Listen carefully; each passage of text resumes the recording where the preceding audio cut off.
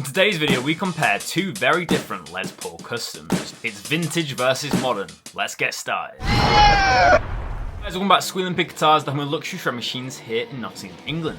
My name is Keightley, and in today's episode we're going to be comparing two Les Paul customs, but with very different specs. First guitar is going to be a Gibson Les Paul Custom Widow. In this case it's an orange Widow and has an absolutely stunning top. These are some of my favourite Les Paul customs. As you guys know, I own a green Widow, which is pretty much my pride and joy when it comes to guitars.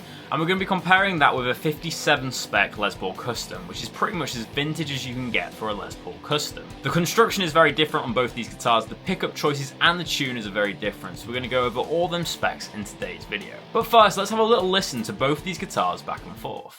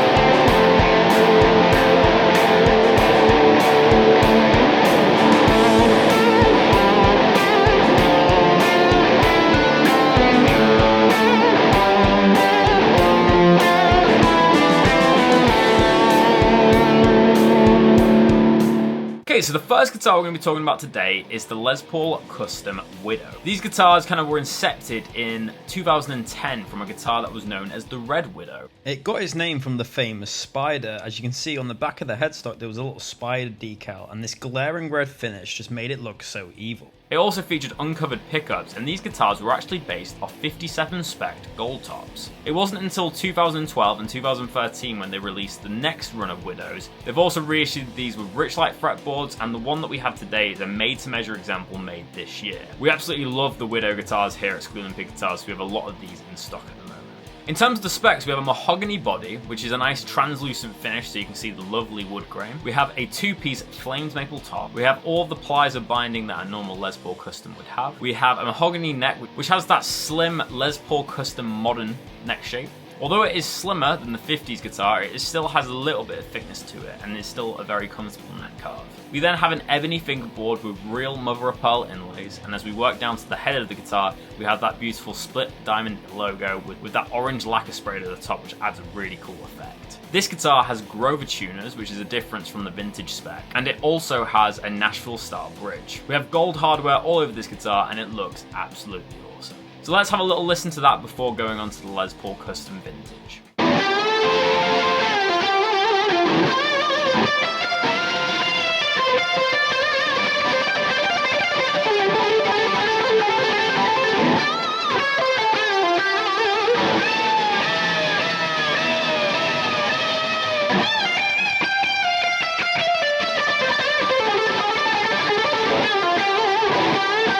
So the Les Paul Custom from the 57 spec era is very different. So we just have one piece of mahogany as a body, so no maple top at all. In terms of pickups, we have custom buckers, so more of a PAF sounding humbucker. These are unpotted and have a lot more of a trebly, jangly sound than the 490R and 498T set that the Les Paul Custom Widow has. These guitars still have a mahogany neck and an ebony fingerboard, but the neck carve is far thicker on these vintage examples. It actually feels more like a standard in comparison to the Widow. We still have real mother of pearl inlays on this, and then we have the same split diamond inlay, but this has clear lacquer on so you can see the colour of the mother of pearl. Very similar guitars, but the different materials and pickups used make a massive difference to these two guitars. So let's hear this vintage Les Paul Custom in action.